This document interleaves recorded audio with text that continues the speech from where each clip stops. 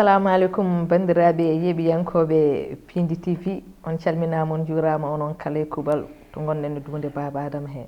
Caggal nde jettuɗen Allah en juule Mouhamadou Thioubadou ɓurɗo windere, en jetti jinnaɓe meɗen, en juurima papa men wasila meɗen Cheikh Nourouldine Sall, gorko mo Daara Halayɓe, wadde en juurima seereɓe furankoɓe kala e kuuɓal. Ko mbiyata ko noon, so neɗɗo naati galle yo rew e damal. En calmini ɗon bandiraɗo gorko Daoudou Moussa Dia, gonɗo sababu galle o, e banum gorko walla ko mawnum Harouna Moussa Dia ha to Burkina Faso, ko noon tigui directeur meɗen général Kawba Samba Diop, mawɗo ardi bonnani. Kono noon kadi sen jooɗima ɗo en kaali image uji peewi, kadi son rewi lawol ko Allah e caméra manduji men e technicien uji meɗen. En calmini ɗon bandiraɗo gorko Thiatou Walo, ko noon tigui bandiraɗo gorko Amadou Touré. Kono eɗen gandi sen jooɗima ɗo jeese ɗe ndewi lawol, misuraji ɗi peewi ko Allah e bewɗo Fatim Samba Diop, o woni Kumbis Babou. En calmini ɗum, en juurima ɗum. Wadde noon en calmini personnel Pindi kala e kuuɓal. En garti ɗo kadi hande e jonde hesere, taw kadi ko jonde pulagu, jonde kadi belamma. Enen gowɗen waɗande bandiraɓe kala saaha émission meɗen Modda e Art, mo ganduɗa eɗen keewi invité ɗo dananeɓe, taw ko fulɓe, taw ko haaluɓe fulfulde, taw ɗo kaali foof nana, kala ɓiɗɗo pullo to wawi wonde en welto. Hande kadi en invité ɗo gorko pullo tigui, gorko hande keftinaɗo e pulagu guila e Mauritanie hay Sénégal hay partout dans le monde. Wiyete noon ko Amadou Koumé, o jeeya koto Diaba, kono noon o ɓuuri lollirde ko Dj Dou. Hande kadi kanko invité ɗen ɗo, wadde noon eɗen bismomo e Pindi TV. bandiraɗo gorko bisimilla ma Seydou Koumé. Noon tigui rigui mi wima mbani mba buuɗal yurmede ƴeɗitigal inde gueno, yo jaam ñallu hira wala ha to cincirde ma kaaɗi, ɓesgu nana e wuuro, jawdi nana e ladde ha e ayni maaɗi, yo guite men ndenen kala ko jiɗɗen codiri ɗum bigui baggue gaydi maali ƴiƴam sagataɓe, ɓiɓɓe fulɓe hoynini ɓe ɓurale ɓamtare, taw ko gembiɓe nedi e netare, sipiroɓe majjere heɓoɓe huma binnagal gam riwdude heege halkare.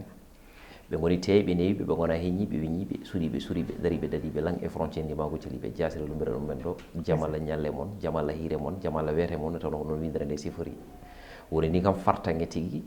e ha joni joddade o mo ganduɗa on ma kañum woni Madame Sall, mbasa farnade Allah ala yettode noon. Ɗum noon ko artude ɗo e nder gallam nde tawno so tawi pullo tawi ko hoore mum. Gonga. Pindi TV ayawum ene ɓooyi yeedo ɗo, te kadi mboɗa andi nattata yeeɗo ɗo nde tawno pulago foof ko gotum. Wallahi. En calmini noon gardiɗo galle o ha e kalfinaɗo golle galle o, ha tigui rigui on mo gandanɗa hoore ma woni liggotoɗo e nder galle o, hay goto jejjitani. Sikki ala woni ni kam belamma kadi joddade maɗɗo e oɗo plateau pattamlomo mo gandanɗa hoore ma ene findina, ene tindina, ene hirjina, ene haalirteni Allah. Ndeysan Seydou Koumé, ko bellamma peccaɗo, a weltanama no fewi annene e notango ngo. En jiiɗo petite sœur men adoré Louadi Sow, debbo mo labgal, en calminimamo, en juurimamo. Wadde noon ko wiide Amadou Koumé Dj Dou, yimɓeɓe en kewi yidema e haalirde fulfulde nde partout guila e téléji ɗi ha e réseau sociaux ji hay foof. Amadou Koumé Dj Dou, min mbawi widema ka animateur walla kadi hollo, caggal min gandi ka jabanajo, holno nattirɗa animation, hono ɗum arde ma? Eyyi ko noon tigui rigui, machallah mi weltima e ngal ɗo namdal pattamlomal, nde tawno namdal soni kanŋe jawol hewode ko kalis. Gonga. Noon fulɓe kewi wiide. Sikki ala ɗum ɗo ko passion am, kadi ko hunde nde jinmi guila puɗɗimi ƴeccude. Gadorimi noon koɗo banggue mogo, nde tawno eɗen gandi Fouta Kumboyum men e nder nokkuji men eɗen jogo kono wiye Goomu Piné. E yimɓeɓe ene mbaɗa hen théâtre uji, woni mogoji ne haalirtani henna ko guila e ɗiɗon goomuji Piné. Guila nden Amadou Koumé fuɗɗi suppitade e nder oɗon fannu e goomu pinal biyetegal Diaba Degle. Ɗum noon sikki ala eɗen jaaha ko wayno ha joni guure goɗɗe gam wawde waɗoy toon mogoji ko ene mboola hen hay ko nandi hen. Ɓenne kadi eɓe garane haalirte ni henna, kadi so tawi jamma jengi kodde ñaari ndeggu ngu foyni, ɓinguel bonno hoote leɗɗe ina waya yewede e nder oɗon tuma. Hankkadi mawɓeɓe kala puɗɗima wajjikinade, nden sukaɓeɓe jalta ene joua ha joni théâtre uji ne haalirte ni henna.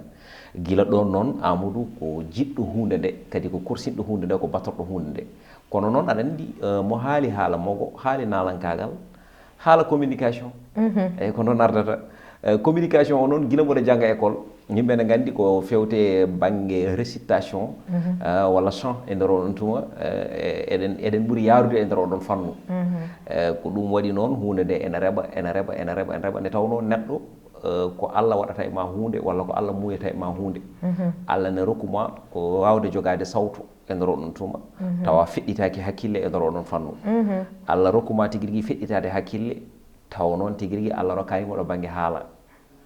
en jii ɗum ɗon windiyankoɓe taw so tawi mbiyama yo paccir mbawa ɗum faccirde ne haadirta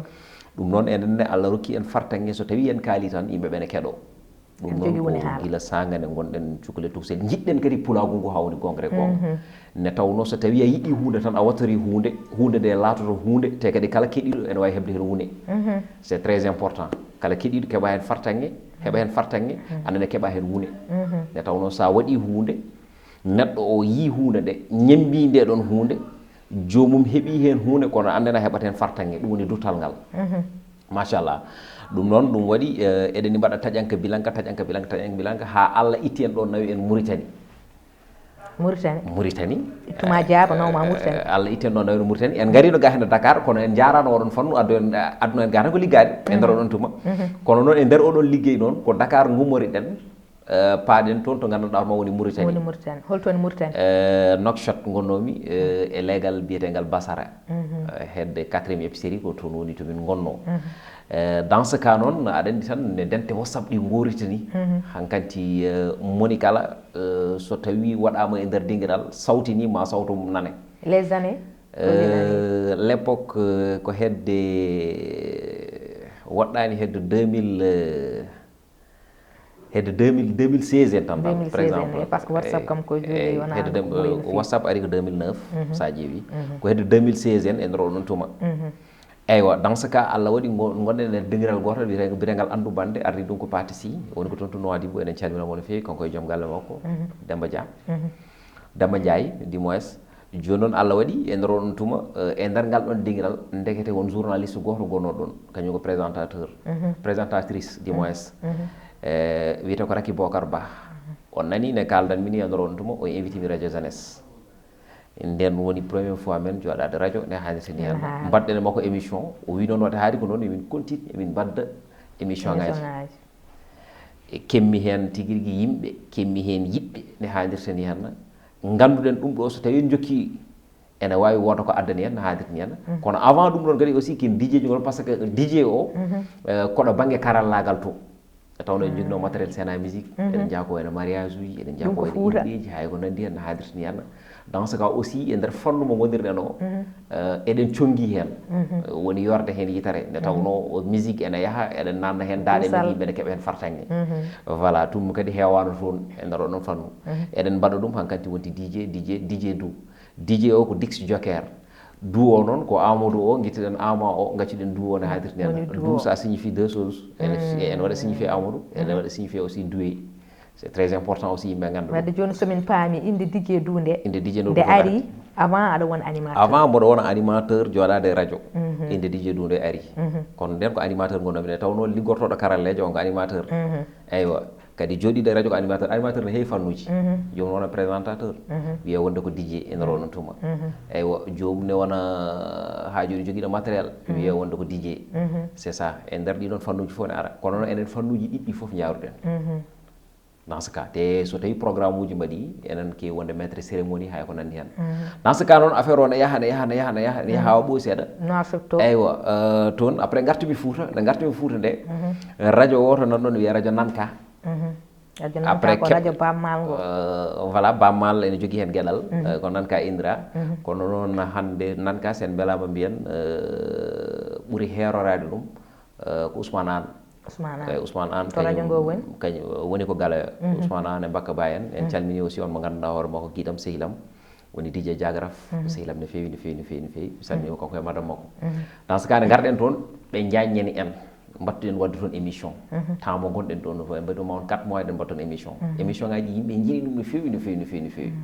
joni noon nde jaami duttimi Nouakchott nde mbaɗmi toon anniversaire am gadano mbimi noon en tant que yimɓeɓe mbaɗi reconnaître carrément mboɗo jogui talent mboɗo wawi ko mbaɗanmi ko ɗo somi heddimo ɗo hen ene gasa ko jinmi ko mi wasa ɗum dañde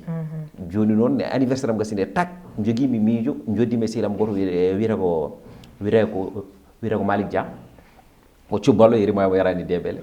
ne kaldumi makko o wi kam non yimɓe puɗɗima andudemo ɗo hen hedde ɗo hen mbimi no il faut mi yaha Dakar o wi Dakar rangon waɗi seere de pour mbawa ande toon ko caɗele saqqeɗe aɗa yiyana ɗon won toon 10 ans pour wawa ande toon ko caɗele mbimi nono moni kala ene waɗi ko Allah feccani ɗum moni kala essence muɗum moni kala essence mum ɗum noon mi yahat tan garmi noon nde garmi nde nde tawno aussi koyen yimɓe ɓe ganduɗa hoto men ne kewi duggu Allah waɗi e nder on tuma nden jokkodirɗen e Molo Mbaye ɓandu ndu ne weeli après o waɗi en invité 2STV e nder on tuma e yimɓeɓe jiihen mbaɗi en découvrir no haadirni hen taw hawri kadi aussi ko temps 2e anniversaire am toon to foyer amo kadi kadi cuusal ngal nan ɗon nde tawno hayso poos o ala copareji cuusal ngal nan ɗon anniversaire o nde ƴettami ɗum de wonno e poosam ko 60 000 francs dans ce cas ƴettumi ñalawma Allah waɗi so tawi a yiiɗi hunde tan Allah ne heewi tawtudema hen gonga rendo fulɓe ngo aussi kamɓe ne aussi ɓe ɗaccidanimi hen goto foof waɗi hen foddeji mum e nder oɗon tuma ha anniversaire o wawi wadde hankanti noon e nder ɗum ɗon taguen tagno en yidde wadde anniversaire uji ɗi ko pour ha yimɓe mbawa andude en kala anniversaire mo mbaɗɗen ko thème gaddaten thème o noon haalata koye leñol ngol ko ɗum so yimɓe gari noon ko kalaten ko ɗum naata e mabɓe hankkadi noon wonata ko so tawi a ari jaaha kalana kaari haalana kaari voilà après dans ce cas gonmi toon programme o change a voilà heure uji ɗi change a peut être ñande change irani aɗa andi so tawi a jaggui cadre radio tawata kaɗa jogui golle goɗɗe ɗe mbaɗata wonɗo gandanɗa hoorema so fottiti tan a wawa ɗum wadde dans ce cas noon minnene jotimi mbanmi stand by a faami après jaami radio Safina FM dans ce cas voilà tawi toon ñumma e hoore mum e nder oɗon tuma waɗi kam accueillir dans ce cas et puis Ceerno Hamidou Bane yi kam tan jaggiri kam kono ɓiyum mi yiɗi kam horsidimi no fewi eywa mbimi alhamdulillah jooɗimi mboɗo waɗa toon émission ko émission nalanke haalanam noon won joguino ɗum ko bandiraɗo debbo goto ene wiye Seyni Saro Sarr nde garmi nde nde tawno mboɗo jogui jokkodiri e nalankoɓeɓe o yaari ko noon mi tottata émission o émission jusqu'à preuve du contraire mboɗo jogui ɗum émission nalanke haalanam dans ce cas aussi ɓe tottirimi émission goɗɗo heure goɗɗo e nder ɗum jam ko jamma à partir de 23h à 0h woni toon émission ngaji ɗiɗi woni émission ngaji ɗiɗi dans ce cas après émission on wiyete ko tufde fulɓe kala neɗɗo mo ganduɗa hoorema hande ka jontaɗo e nder leñol ngol mi invité mi namdoma projet ji ma e holɗen pandale ɗe jomum jogani leñol ngol ne haadirni hen c'est très important joni noon après ne Allah waɗata kadi aussi ne tawno kala nokku mo gonɗa saɗa wona ɗon tan wondirɗon no fewi wondira ɗon no moƴƴi ne tawno aduna e juutde koyngal a anda so tawi aussi ma dañ fartange wawde yidde ruttade e nder oɗon nokku d' accord aɗa andi woɗo heewide kala ko bande en puuri ɗayru ɗum c'est très important mboɗo waɗa laahgal e rendo fulɓe ngo surtout animateur uji ɗi walla naalankoɓe ɓe walla mogiyankoɓe ɓe kala dilloɓe e nder ɗiɗon activité ji yoɓe mbat feere ɓe mbatta hakkillaji mabɓe e réseaux sociaux c'est très important ne tawno kala ko banden puuri ɗayru ɗum hande réseaux sociaux won woɗoɓe ɗon gagné des millions ɗum noon tagata ɗum ko jomum tigui rigui jogade yiyande woda ko gadda ko hesɗi jaada e jamanu c'est très important kono so tawi wonde a wi ka artiste an ko contrat tan paɗɗa sa renaki pour mbawa hebde hen jencude ko caɗele saqqeɗe wonata ɗum noon ko an susnata hen rendo ma susma hen ɓe gara ɓe gabbito e ma e nder oɗon fannu kadi aussi rendo ngo so tawi ɓe jii goto e hohoɓe leñol ngol walla goto e ɓiɓɓe leñol ngol walla goto e yiɓɓe leñol ngol yoɓe mbat feere ɓe mbatta e mum hakkille so tawi ɓe jii sen mum ko wayno YouTube walla ɓe jii page mum Facebook walla ɓe jii mbaɗa abonné ko way noon ɓe mbaɗa hen abonné ɓe mbaɗa haydara bonnantaɓe ɗaccen commentaire haydara wattaɓe coûté haydara wattaba coûté 1 franc mbaɗa abonné ɓeyda jomum tawa haydara ustanani kadi ne ɓeyda leñol ngol kadi ɓeyda jomum ɓeyda hoore ma wadde so tawi en paami jiɗɗa wiide ko so tawi neɗɗo woni mboɗomi TikTok mboɗomi Instagram mboɗomi Facebook en foti kadi yiyede e en foti suude réseaux sociaux ji par ce que ko neɗɗo yeyata hande hoore muɗum kadi hande ko a wawi yeyde hoore ma sans réseaux sociaux ji ɗi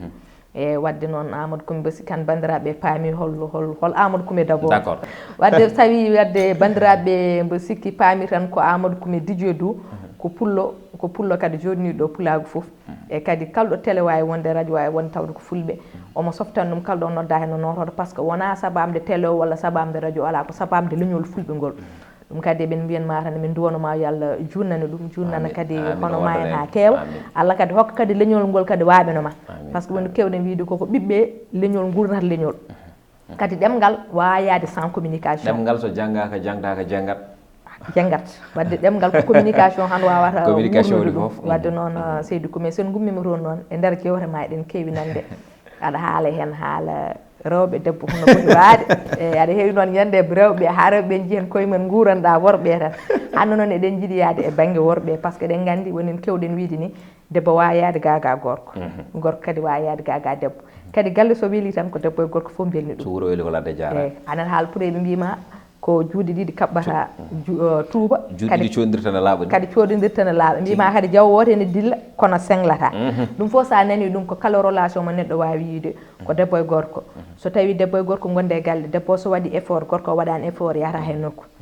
so tawi kadi gorko o waɗi effort debbo o waɗani effort yahata hen nokku wadde goto e mabɓe foof ene foti jogade rôle mo jouata e nder galle he ha galle o wawa welde joni noon banggue mo kewɗa wiide rewɓe yo mbaɗa jonge beele ko debbo tan foti wadde jonge worɓe ne holno jonge mabɓe foti waade waade aɗa andi a wi wonde ane kumbis kam gonon mbiɗon wonde kewmi wurorade koɗo banggue worɓe to kono noon won rewɓe ɓe gandanɗa hoore ma aɗa min ko fansiji rewɓe ɓuurmi hewde e fansiji worɓe eyyi ɗum heewi noon heewade fansiji rewɓe ɓuurmi hewde e fansiji so gueɗe ma ne peewa ne taw rewɓe ɓe kamɓe ɓuuri yiide koye mabɓe e nder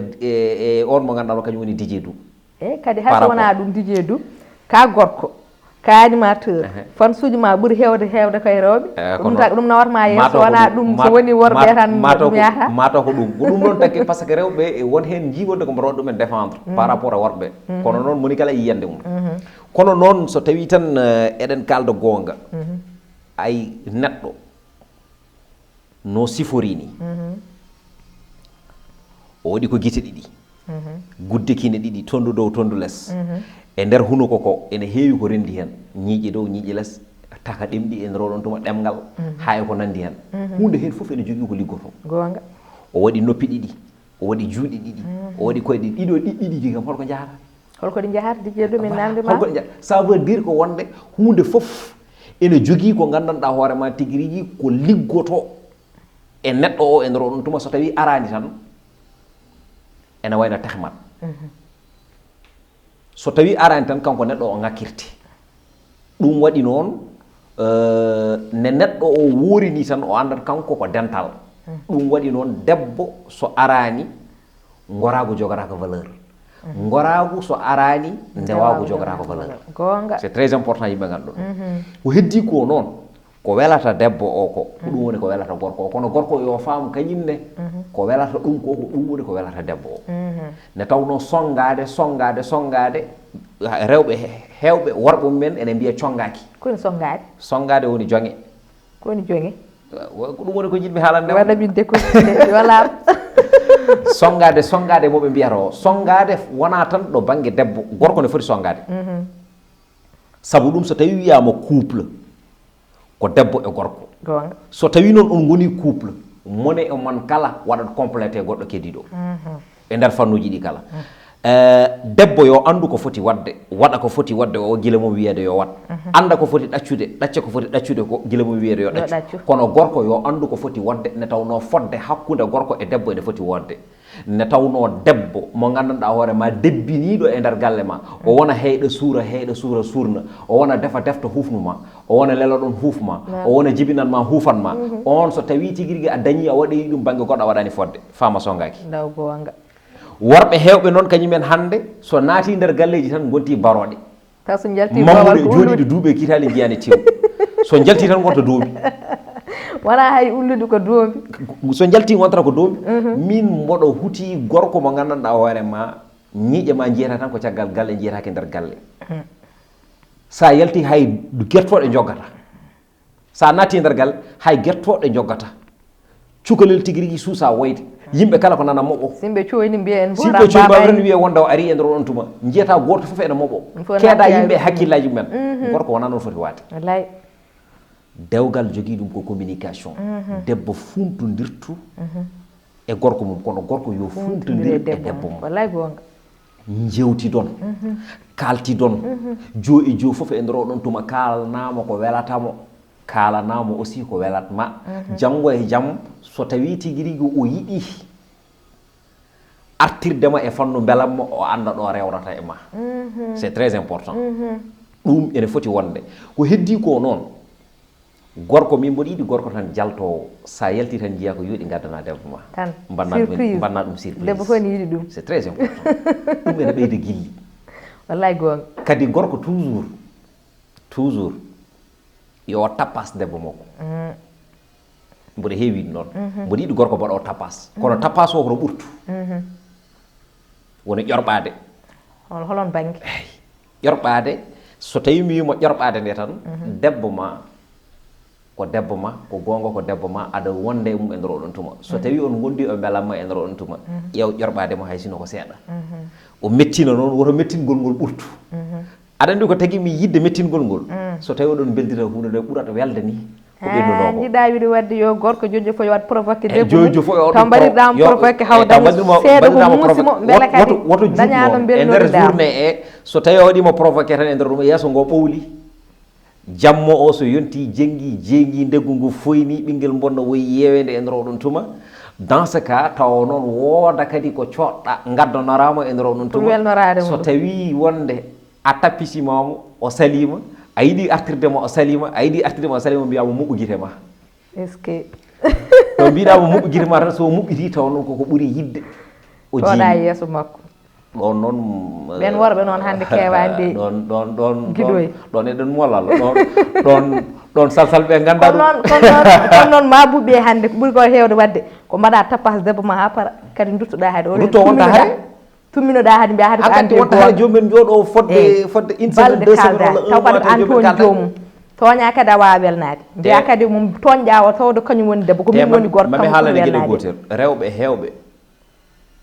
nana kalde e caggal galle puusiɓe haaldede caggal galle ko worɓe mabɓe gonga rewɓe hewɓe natti joddade e worɓe mumen ene kalda e mumen ene jewtide e mumen ko worɓe ɓe goni ɓe dokkani ɓe accès ndaw gonga ɗum tagui joomum wonat e whatsapp guila subaka a hiira so tawi yewtidani e whatsapp dañatamo yewtidi ɗum tagui aɗa yiya ɗiɗo no gondi taw gondani gonga aɗa ko tagui wiɗo ɗiɗo no gondi taw gondani ɗum ɓuuri hewde hande ay neɗɗo kala to hakkille mum woni ko ɗon woni ɗo woni surtout noon dijee dow banggue whatsapp o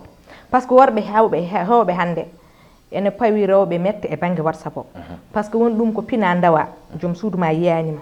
jofta e galle joom suudu ma ene sohluma wona pour leeso ngo tan wona pour nde suudu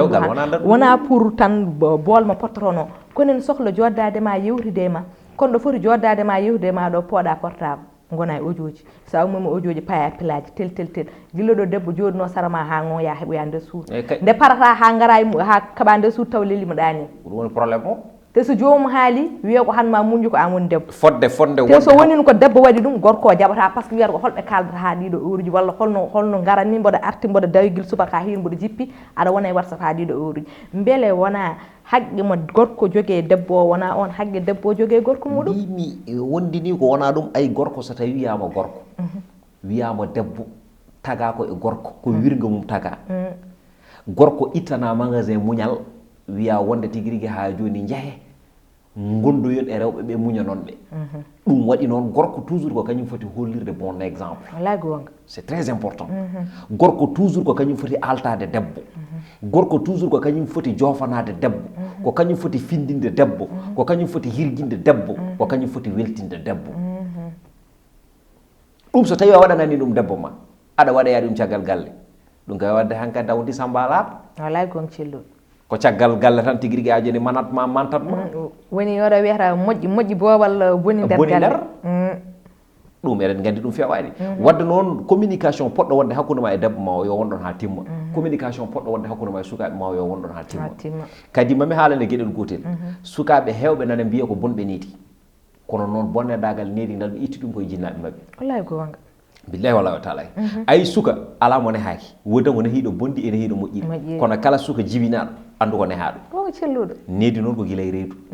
needi ko gila ɗo baŋnge daɗɗude c'est très important yimɓe kalɗum ne tawno fulɓe ne keewide barke sippiraake muynete sonno barke ne sippirno piɗɗo fof rondo leydi mi yalidi o barke kono barke heɓete ko kosam en yumma kono holno barke heɓirte kosam en yumma oma joomum liggoo ɗum de holno barke heɓirte kosam en yumma koma nene ɗoftono baaba ɓernde baaba ɓuuɓa ɓiɗɗo toɓɓe o wona paƴe o gacci ko hono noon yarata kono noon holne nene ɗoftonorto baba on mo gandanɗa hoore ma a anda ni holko welata ɗum sa ñantima ha yooɗi a darima yeeso jiya joomum ɓiña falo a faami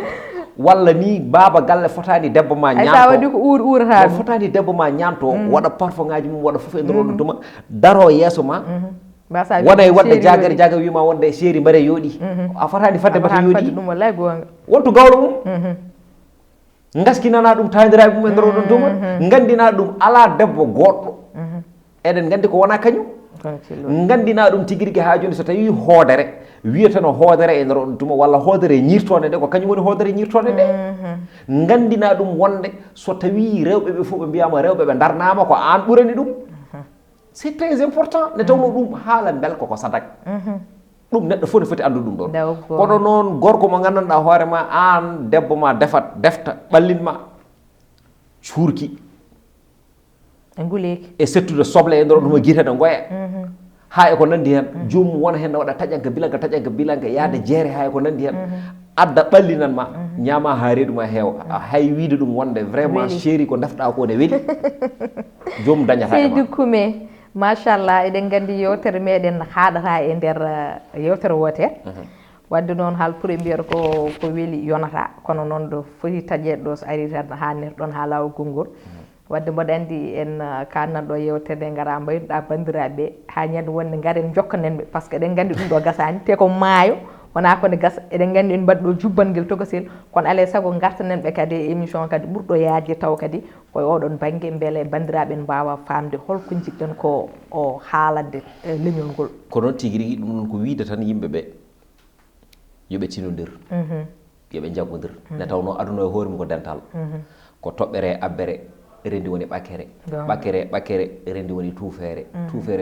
rendi woni ɓalal ɓalal rendi woni suudu e suudu rendi woni huɓere rendi woni galle e galle rendi woni leegal e leegal rendi woni wuro e wuro rendi woni tigirigaji woni diwan e diwan rendi woni leydi e leydi rendi woni jokli e jokli rendi woni windere aduna ari ardi gonga Seydi Koumé wadde noon dental noon wona dental tigirigui ɗemɗe welelele yitata gonga dental wona dental terɗe dental ko dental ɓerɗe ɗum noon tinodiren e nder koye men kadi aussi ko weltanare mo no fewi kadi wadde félicité équipe Pindi TV fof ne fotiri plus particulièrement on mo gandanɗa hoorema kañum woni kaw men Daouda Dia ne tawno waɓe ne makko ni ene cohla e leñol ngol kadi en jejjitta guiɗo men musidɗo men woni Yero Sow e équipe jeewo fof ne fotiri ne tawno mboɗo heewi wiide Yero ko waɗi ko e pandale ɗe o joguiɗi en hanndirta henna so tawi o dañano baɗone Daouda Dia o wawa ɗum sinude kono noon ko juɗɗiɗi coɗirten e laaɓa hande noon rendo ngo foof mboɗo yiiɗi ɓe mbiya yo Allah junnu balɗe Daouda Dia e kadi Pindi TV fof e dendagal ɓiɗɗo pullo ɗo way wonde e jogli windere nde ɗum noon ha gongol konngol wonta gongol e lawol gongol eɗen ñaago mbajjiri e bawɗum no wasara ɗum bongol ne tawno haalde hay jofno koye jaɓanede jeeyati gonga Seydi Koumé Allah jarama min beltanimama kadi e notago ngo enen kadi ko fartange meɗen kadi waddude e ma ɗo yewtere par ce que eɗen gandi neɗɗagal ma e kadi no daroɗa leñol ngol e kadi ɗo leñol ngol fawma par ce que eɗen kewi wiide wonko neɗɗo yiyata ko kosam indu yummum kono paɗe kewɗe e damal suudu ko jomum liggonto ɗum hoore muɗum wadde noon ko an liggini hoorema ko tagui leñol ngol ene watte ma haqqille eɗen ñaago Allah tan balɗe judde e battane moƴƴe eɗen mbiya bandiraɓe kadi en puɗɗorinoma yewtere nde bisimillahi rahmani arahim en jofniri ɗum alhamdulillahi rabbil alamin Allah kala ko feewe yewtere nde kala ko feewe haala ka ko feewe jonde kala kadi ko ngakki hen ko enen ɓeeɗo kono wonano ko ɓurani meɗen wadde noon eɗen mbiya bandiraɓe e yewtere meɗen wonde e modde ar walla debbo Africa mo ganduɗon ko Sali Dia debbo Magnam Lidu Bane Buuɗi sippa toroɓe sippa jamli heewi waɗa ɗon kala saaha taw koye radio meɗen walla télé meɗen Pindi TV ko ɗo tan kadi wona hay banggue goɗɗo wadde noon yo Allah hokken sellide e sellirede Allah waɗan en jaam dow jaam less jaam hakkude ɗo yo jaam ɓolo tan saro e meɗen